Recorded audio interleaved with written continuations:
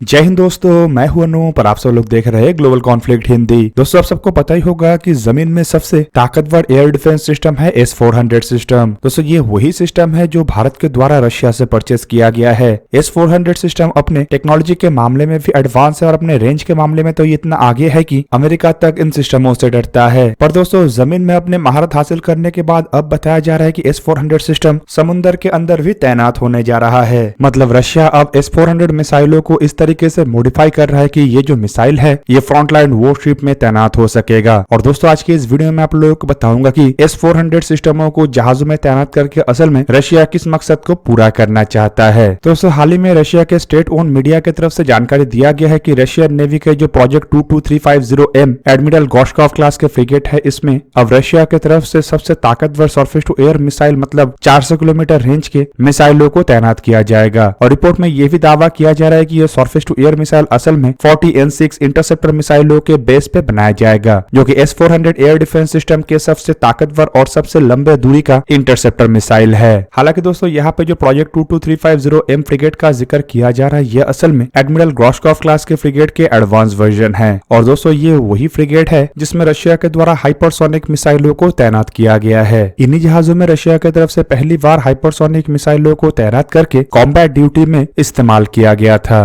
अब दोस्तों, इन जहाजों को लेके ये भी बताया जा रहा है कि जल्द ही इन जहाजों को इंडियन ओशन में भी देखा जा सकता है, क्योंकि इंडियन ओशन में एक मिलिट्री एक्सरसाइज या फिर कहे तो नेवल एक्सरसाइज के लिए जहाज आ रहा है, जहां पे साउथ अफ्रीका के कोस्ट के नजदीक इन जहाजों के द्वारा साउथ अफ्रीकन नेवी और चाइनीज नेवी के जहाजों के साथ एक्सरसाइज को अंजाम दिया जाना है। दोस्तों, एडमिरल गोशकॉफ क्लास के अगर जहाजों को देखा जाए तो इसके जो पहला 4 जहाज है, इसमें 2 सेट के वर्टिकल लॉन्चिंग सिस्टम है, जिनमें टोटल 16 सरफेस टू एयर मिसाइलों को तैनात किया जा सकता है। जबकि रिपोर्ट में दावा किया जा रहा है कि इस क्लास के जो 5वां जहाज है, इसमें ऐसे टोटल 4 लॉन्चर्स होगा, जिनमें हर एक में 8 मतलब टोटल 32 सरफेस टू एयर मिसाइलों को तैनात करने का क्षमता होगा। और अपग्रेडेड वर्जन मतलब 2235M क्लास के जहाजों में बताया जा रहा है कि 6 ऐसे लॉन्चर सेट होगा, जिसमें टोटल 48 मतलब 48 सरफेस टू एयर मिसाइल तैनात हो सकेगा। और दोस्तों, इससे आप लोगों को अंदाजा लग गया होगा कि किस तरीके से रशिया के द्वारा एडमिरल गोशकॉफ के इन जहाजों को अब एयर डिफेंस शिप के रूप में कन्वर्ट किया जा रहा है। और ऊपर से अगर 400 किलोमीटर रेंज वाले मिसाइल इसमें तैनात होता है, तब समझ सकते होंगे कि इन जहाजों की शक्ति में कितना बढ़ोतरी होगा। फिलहाल दोस्तों, इन जहाजों में जिस तरीके के मिसाइलों का इस्तेमाल किया जा रहा है, उसका अधिकतम रेंज करीबन 150 किलोमीटर है। मतलब अगर इसे 400 किलोमीटर में परिवर्तित किया जाता है तो ये रेंज दुगना से भी अधिक बढ़ जाएगा। रशियन इंडस्ट्रियल सोर्सेस की तरफ से यह भी दावा किया जा रहा है कि इन जहाजों में लॉन्ग रेंज के एयर डिफेंस सिस्टमों को तैनात करने के पीछे जो असल मकसद है, वो है नेटो के देशों के जो एरियल सर्वेलेंस एयरक्राफ्ट है उसे दूर रखना।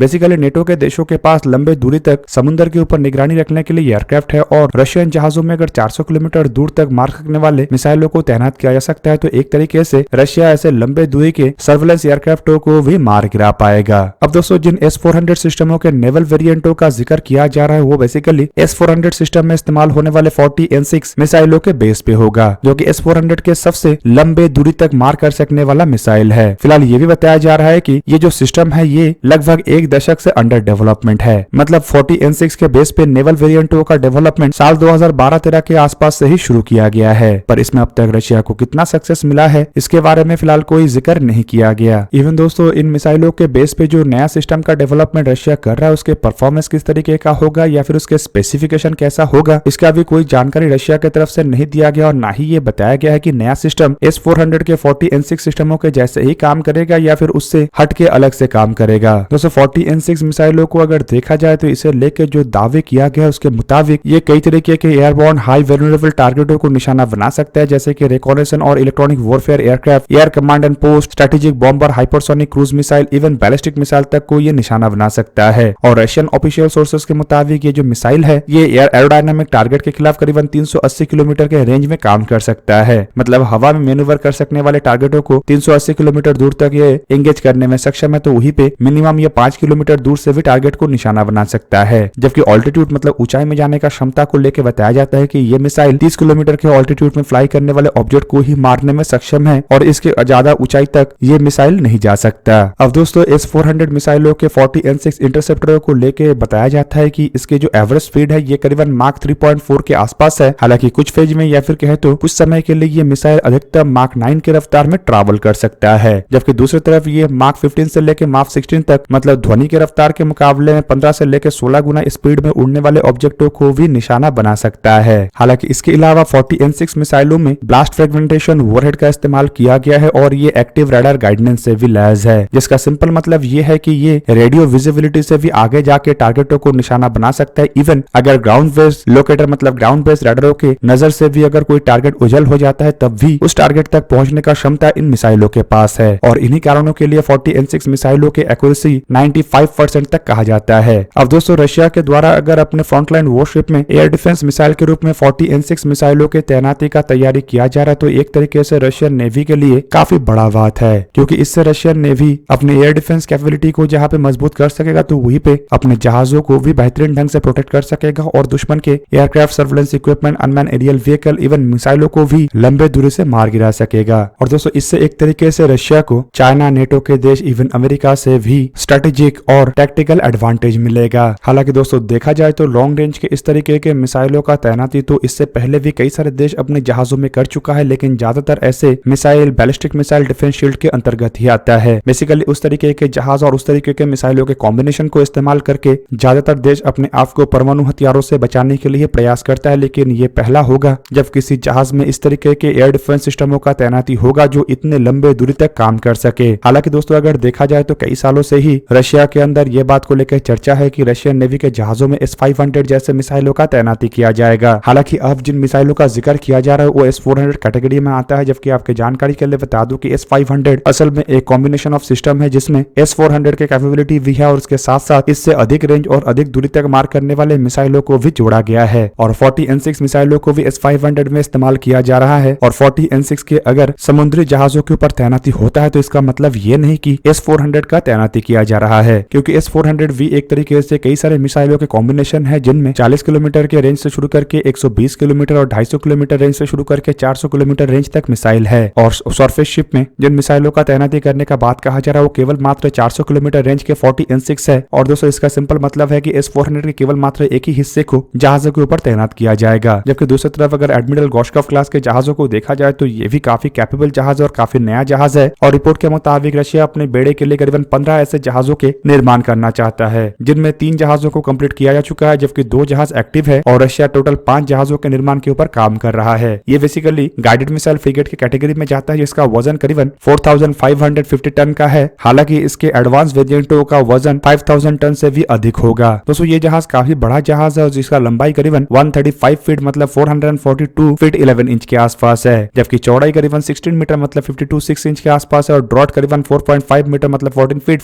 9 इंच के आसपास है। 30 दिन तक समुद्र के अंदर लगातार रह सकने वाले ये जो जहाज है इसे ऑपरेट करने के लिए 210 क्रू मेंबर का आवश्यकता होता है। और दोस्तों ये जो जहाज है ये अधिकतम 55 किलोमीटर पर आवर तक की रफ्तार के आगे बढ़ सकता है। जहाज में कई तरीके के हथियार है जिनमें 130 मिलीमीटर के कैनन से शुरू करके कैलिबर, ऑनिक्स, जर्कॉन जैसे मिसाइल और कई तरीके के एयर डिफेंस सिस्टम शामिल है। जबकि इसके अलावा इसमें 6 बैरल वाले 30 मिलीमीटर के रोटरी कैनन और 330 मिलीमीटर के एंटी टॉर्पेडो और एंटी सबमरीन टॉर्पेडो भी शामिल है। हालांकि दोस्तों इन जहाजों में एयर डिफेंस के लिए 14.5 मिलीमीटर के गन सिस्टमों का भी इस्तेमाल किया गया है। तो दोस्तों ये था आज का वीडियो। अगर आपको वीडियो अच्छा लगा तो लाइक कीजिए और मेरे चैनल को सब्सक्राइब कीजिए और साथ में बना हुआ बेल आइकन को भी प्रेस कर दीजिए ताकि आप मेरा वीडियो देख पाए सबसे पहले। जय हिंद।